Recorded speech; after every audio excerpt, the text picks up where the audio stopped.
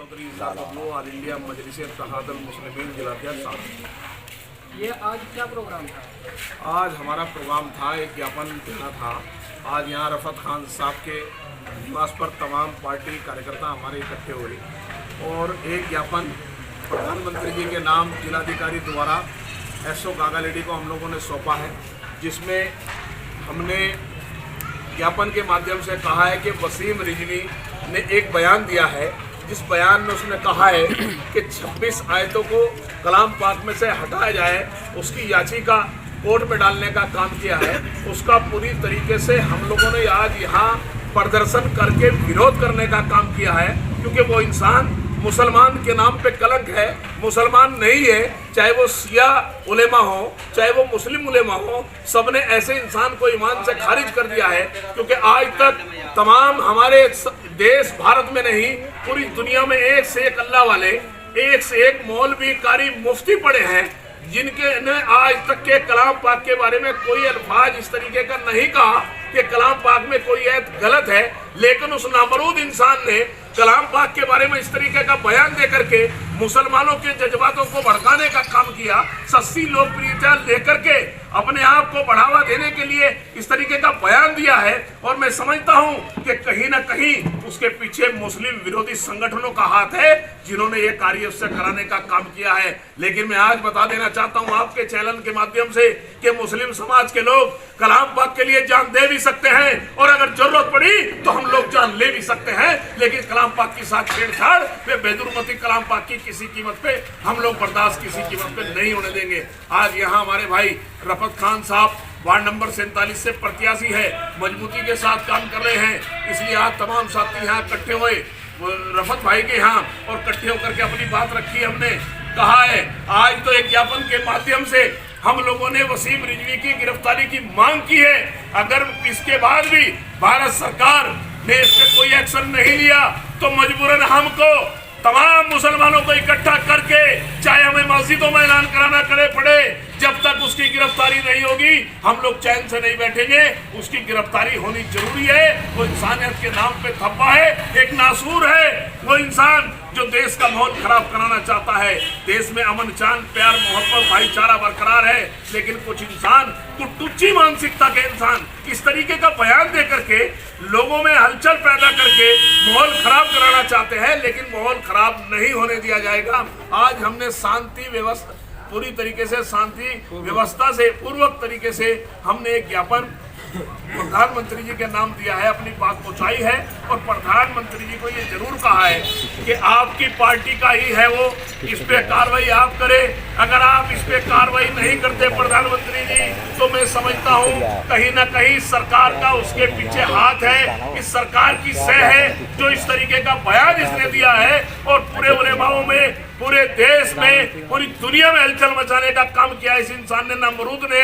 तो इसके लिए सरकार को ठोस कदम उठाना चाहिए, इसे उठा करके जेल भेजना चाहिए।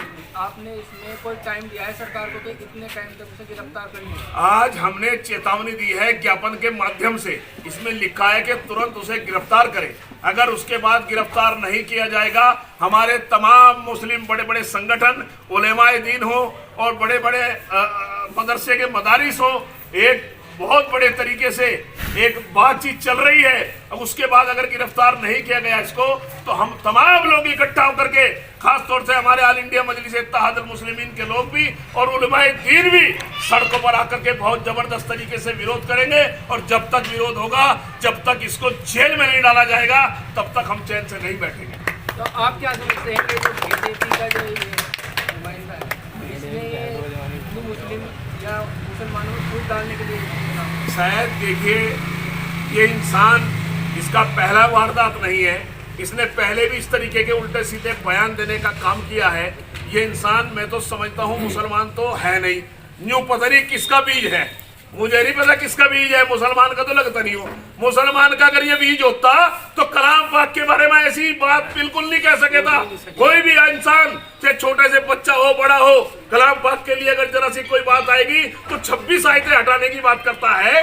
तू एक नुक्ता हटा दे, मैं मान जाऊं कलाम पाक के अंदर से तो 26 आयतों की बात करता है, बड़े बड़े बादशाह आए, बड़े बड़े फिरौन आए, सब दफन हो गए, लेकिन किसी की हिम्मत नहीं हुई कलाम पाक के साथ छेड़छाड़ करते। अरे कलाम पाक की हिफाजत हमारे अल्लाह खुद करता है। तेरी औकात क्या है, तेरी बिसात क्या है? जिस तरीके के तूने सस्ती लोकप्रियता पाने के लिए सुप्रीम कोर्ट में याचिका डालने का काम किया है, तो इसको लेकर के हम लोगों ने तो आज एक चेतावनी दे दी है उसको कि उसको सरकार गिरफ्तार करे, नहीं तो अन्यथा हम लोगों को अपने तमाम पूरे जिले के लोगों की मीटिंग बुला करके और तमाम उसके साथ में उलेमाए दीन को लगा करके बड़ा आंदोलन करेंगे। जब तक गिरफ्तारी नहीं होती हम भी चैन से नहीं बैठेंगे इंशाअल्लाह।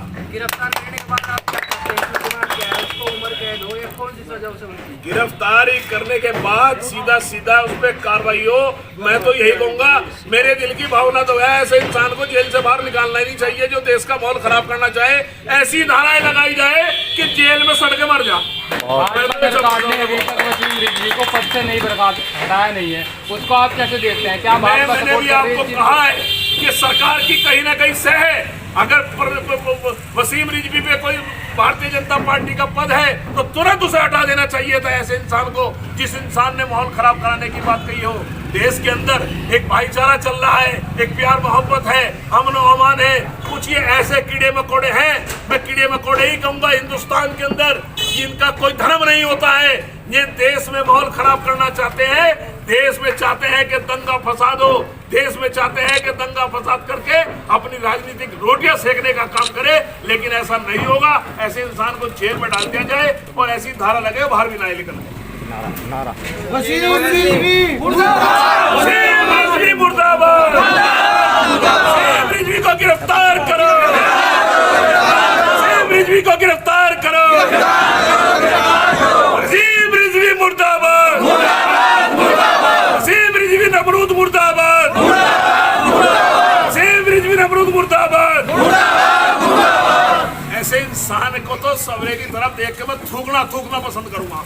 इस इंसान ने इस तरीके की हरकत की है, थूकता हूं उसकी तरफ मैं इस चैनल के माध्यम से कहता हूं, जिसने इस तरीके की हरकत करके कलाम पाक के साथ तमाम मुसलमानों के जज्बातों को छेड़ने का काम किया है। ऐसे को तो बिल्कुल सरकार को जेल के सलाखों के पीछे डाल देना चाहिए, क्योंकि ये ऐसे ऐसे कीटाणु हैं, इन्हें छाट के जेल में डालने का काम करना चाहिए। तब जाके हमारे देश के अंदर अमन चैन और शांति व्यवस्था पैदा होगी। इन लोगों को छाट के जेल में डालने का काम किया जाना चाहिए।